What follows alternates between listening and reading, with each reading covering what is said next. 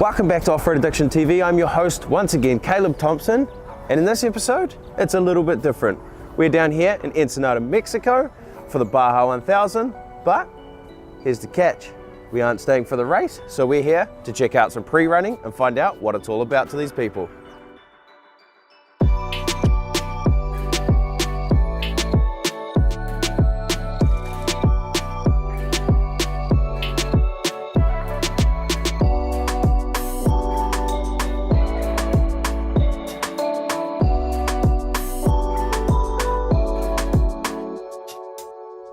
So we've made it down here to Ensenada, Mexico. We've had some fantastic tacos, some good burritos. Now it's time to get in the trucks in the morning and head south so that we can start pre-running this course. Basically, the course is going to be split into three. Dave Cole and Texas Jesus are starting on the start line, funny that. And now they're going to be heading down to mile marker 280. Then they're going to be driver swapping with the Wilson brothers. Wilson brothers are driving from 280 to mile marker 600. And then we're going to have Pat Sims and the other Dave jump in and take it from there to the finish line. We wish them best of luck in this race. We're going to be here checking out behind the scenes what happens in pre-running.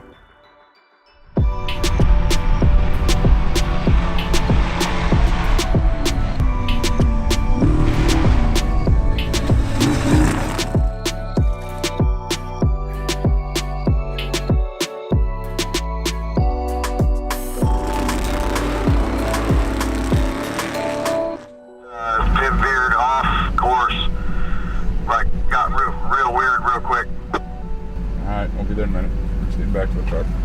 Okay, careful, it's really soft in here. Pat's saying it's a tie rod end. They're all brand new. Shit happens.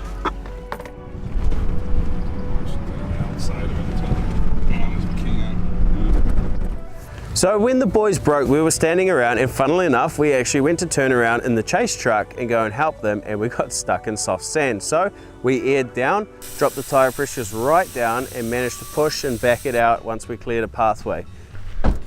Well, welcome to Baja. The boys just chucked the pre-runner down the track, grabbed some pictures, and they've blown a home joint, brand new home joint. Truck's fully prepped, brand spanking new. And they've managed to share a home, so it's interesting. I'm gonna go check that out in a second. We got this big ass heavy chase truck, and we've got stuck very easily. Like, I'm very surprised that we got stuck that quickly, so it's all good. They reckon there's about 80 pounds in the tires because they had all the trailer and all the gear on, so I'm just going to drop the tire pressure down as much as I can, probably just do it by feel. And that should get us out of here. We've got onboard air on the truck. We're going to fill them back up, roll out, so it'll be good.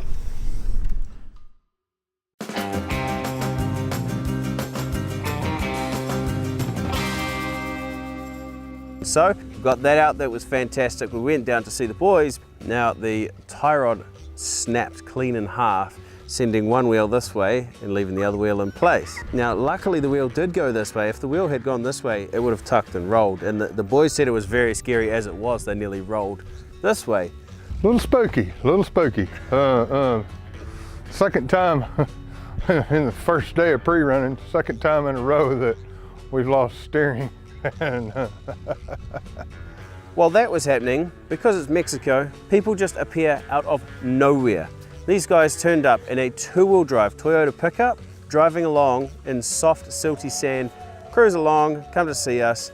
Turns out they do fabrication, and they grabbed the broken tie rod, took it with them, and then came back. As they were coming back, we were all kind of cringing, going, what's this thing gonna look like? Because, you know, we didn't expect much. But tell you what, they did a fantastic job repairing it.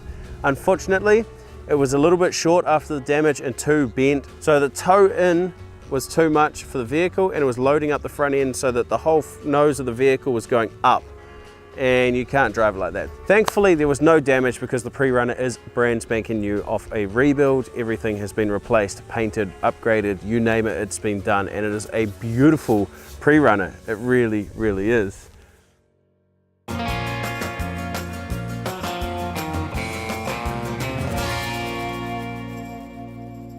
Hi, I'm Pat Sims, and this is Ethel.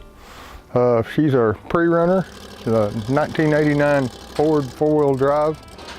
super cab, and I bought her a few years ago.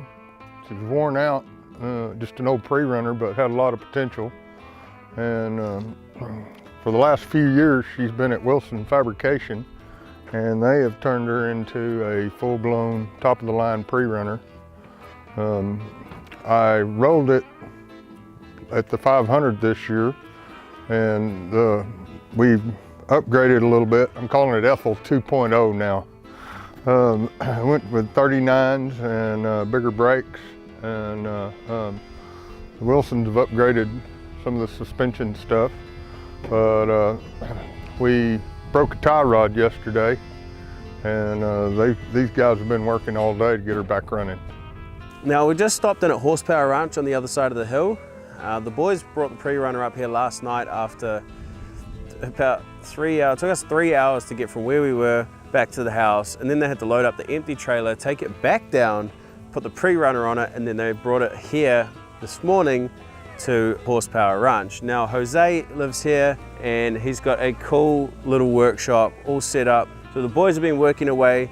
They've repaired the damage, and they have sleeved it, and they made it look pretty good and pretty beefy. So we're looking forward to getting that back on the truck and hauling us south so that we can pre-run tomorrow morning in another part of the stage around the mile marker 600. So we're gonna get to that.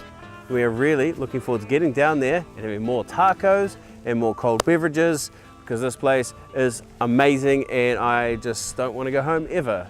It's beautiful temperature, there's race cars everywhere, and look at the scenery. You can't get much better than this.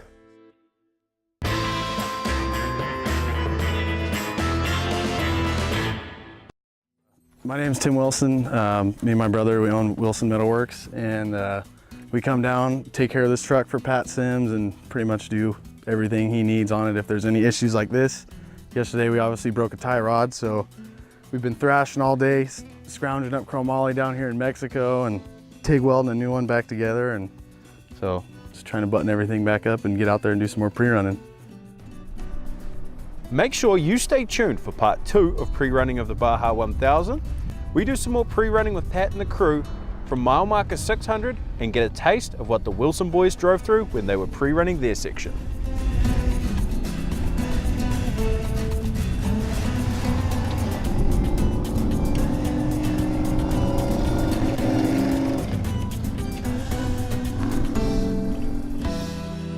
I'd rather be lucky than skilled any day of the week. And how you got roped into fixing Pat's ups. All right. Sending one wheel this way and leaving the other wheel in place.